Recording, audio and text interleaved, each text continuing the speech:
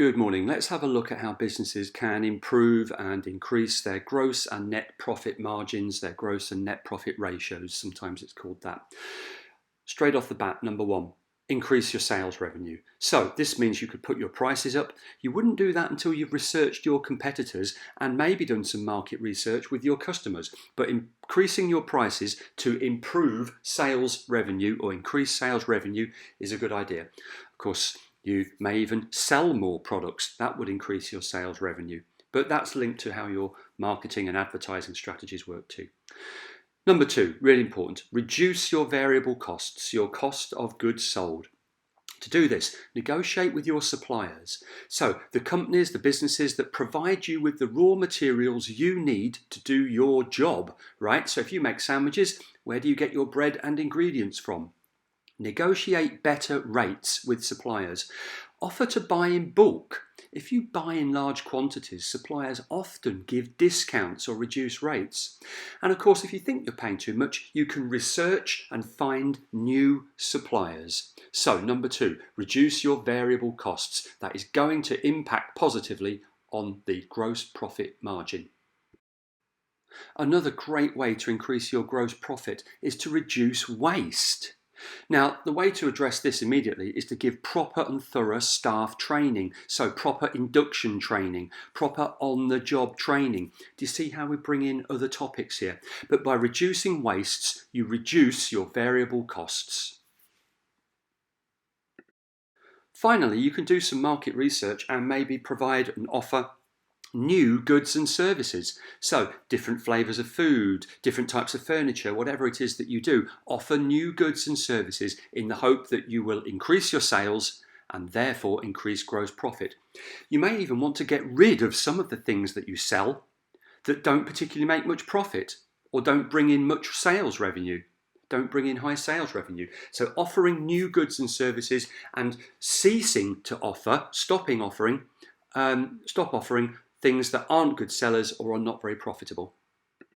I hate to go back, but let me just give you a grade 9 phrase. Reducing waste is also about good inventory management, looking after your stock, making sure that everything you think you have in your stock is accounted for and not wasting any. All you've got to say is good inventory management reduces waste, which increases the gross profit.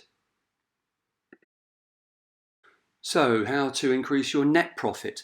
The net profit margin is sometimes called the bottom line. That's a great phrase for you. My company's bottom line, how much money you actually make after everything's paid for. Well, look, the first thing to remember is that the first two off the previous slide, so increasing sales revenue and reducing COGS, will ultimately impact positively on your net profit. So there's two that you can mention. But the main thing in business is about reducing your operating costs, your expenses, your fixed costs. Can you afford to move? Can you get away with moving to a cheaper office, smaller factory? Can you renegotiate your current rent contract to get cheaper premises if you don't own the building? So rent's a big one. Number two, have a look at your staffing costs and your staffing model. So the number of staff you have and what you do. Is it possible that when people leave, you could not replace them? Is it possible that you could move people onto 0-hour contracts? Is it possible that you can review wages and salaries when contracts run out? Don't forget, you can't just say you can sack people, right? But when people leave, there are opportunities to review the staffing model. So just say review the staffing costs in terms of salaries and contracts. Finally, in this section, have a look at your marketing strategy. What money are you spending on marketing? Are you advertising in the right way? Is it bringing in enough revenue so you could cut your marketing costs if you think it wouldn't mean that your sales went down? On the one hand, reduce marketing costs, provided that this doesn't have a negative impact on sales revenue.